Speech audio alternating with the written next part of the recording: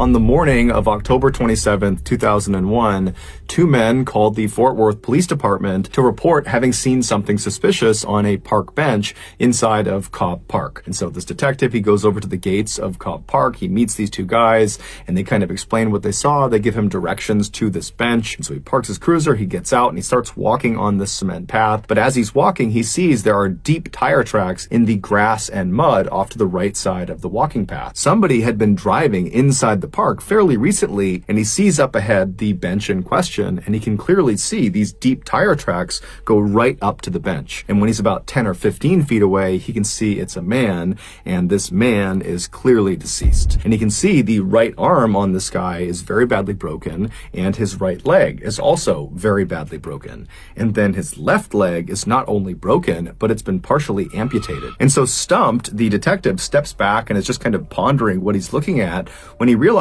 there's very little blood anywhere near the bench or on the body, and so that indicated to the detective that his injuries had to have been sustained elsewhere. Later that day, the medical examiner would come out and positively identify the body as belonging to Greg Biggs. Greg Biggs was a 37-year-old self-employed bricklayer who was living in a homeless shelter in Fort Worth, Texas. The same day that Greg was found, the police went out and began their investigation. No one knew anything about what happened to Greg, and the footage didn't show them anything interesting. And so very quickly, Greg's case began to languish. Then in February of 2002, so roughly 4 months after Greg was found, the Fort Worth Police Department received a phone call. It was from this young woman named Miranda Daniel, and she said, "I know what happened to the man in Cobb Park." On the evening of October 25th, 2001, so 36 hours before Greg was found in Cobb Park, 25-year-old nurse's assistant Shantae Mallard arrived at her friend's apartment in Fort Worth, Texas.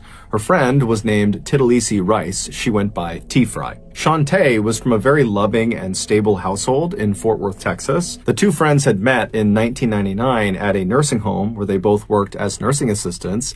T-Fry had just gotten out of this very toxic marriage, and so when she met Shantae, she was actively looking for someone to go out and party with and go be free and meet other new people. And before long, they were not only drinking and doing drugs and partying on the weekends, but they were also getting high before work, which meant they were treating patients. Fast forward back to October 25th, and Shantae has just arrived at T-Fry's apartment. They go down and they climb into Shantae's car, and Shantae drives the two of them to a local club called Joe's Big Bamboo. And so the plan was they were going to meet this guy named Cleet Jackson, who is Shantae's love interest, and they're partying and they're dancing, and they're having this great time. And then at some point in the night, Cleet kind of abandons Shantae and T-Fry, and he goes off with another woman he met that night in the club. And so the two women, they leave the club and they get out to Shantae's car, and both women are clearly under the influence. Shantae gets into the passenger seat, T-Fry gets in the driver's seat, and she leaves the club and she drives all the way back to her apartment. And Shantae, she just gets out of the passenger side and walks right around and confidently sits in the driver's seat of her car, and then Shantae drove away. About an hour later, at 3:30 in the morning, T-Fry is in bed in her apartment when she gets this very frantic phone call from Shantae, who's totally hysterical. She's beside herself,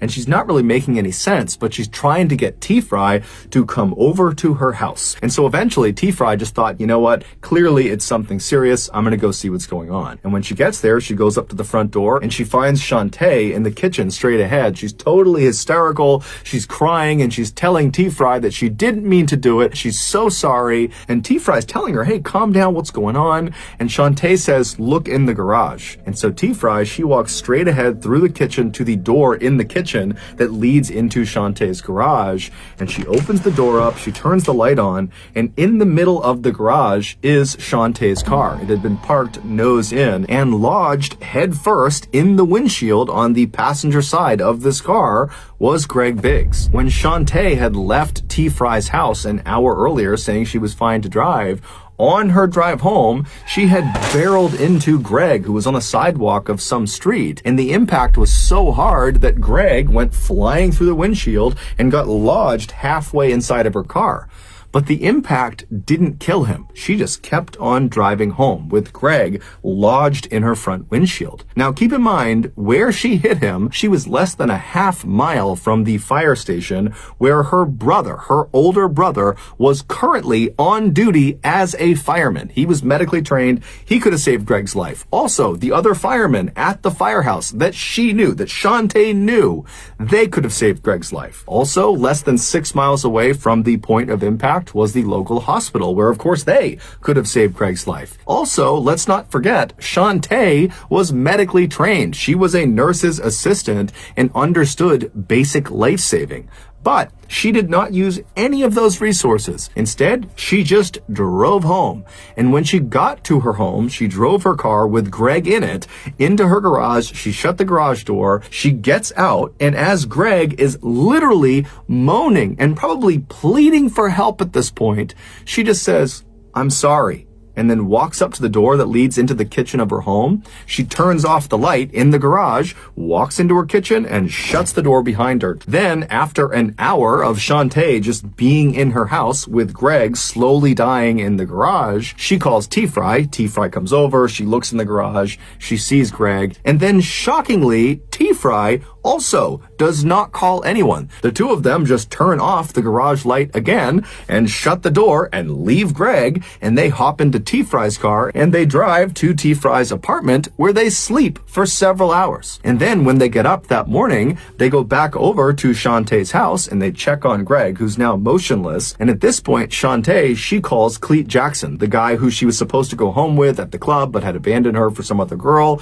She calls him and says, "Hey, I have this huge problem. I need you to come help me." And so Cleet Jackson has no idea what he's walking into, but he goes to her house and he goes through her kitchen. She opens the door and he looks into the garage and he sees Greg in the window, and he's furious with Shantae because now he's gotten involved, but he ultimately decides he's just going to help Shantae because he believes at this point Greg is dead. So there's nothing they can do to save Greg. And so that night, Cleet gets in touch with his cousin Tyrone, and the two of them, they go into the garage and they lay out a carpet next to the car, and they both kind of awkwardly apologize to Greg. They put him in the back of one of their cars and they drive to Cobb Park and they drop him on the bench. After his body was placed in the park, Shantae told Cleet and Tyrone and T-Fry not to tell anyone. And within a week of Greg's body being discovered, Shantae was back at Joe's Big Bamboo partying it up as if nothing had ever happened. But eventually, T-Fry would tell a couple of her friends, and before long, word had gotten out. And one person found out about it that was kind of in the network of these people, this woman, Miranda Daniels, and she really didn't like Shantae. And so she was the one who actually called the police and turned her in. And when the Fort Worth police followed up on Miranda's tip, and they went to Shantae's house, they went into her garage, and there was her car with the windshield still obviously busted in from something being smashed through it. During the trial, the medical examiner who had done the autopsy on Greg Biggs said his injuries would not have killed him right away. And during the trial, every single medical professional and every single law enforcement official said, had Shantae brought Greg to get medical attention at any point in the first couple of hours, just basic medical care, he would have lived. T-Fry would ultimately, in exchange for full immunity, testify against Shantae,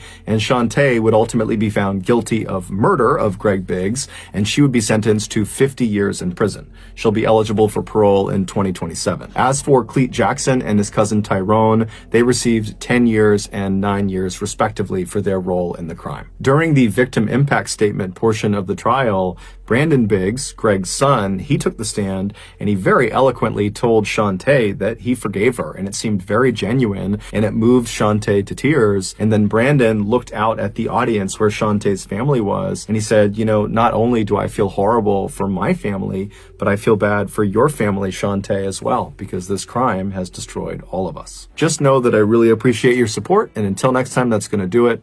See ya.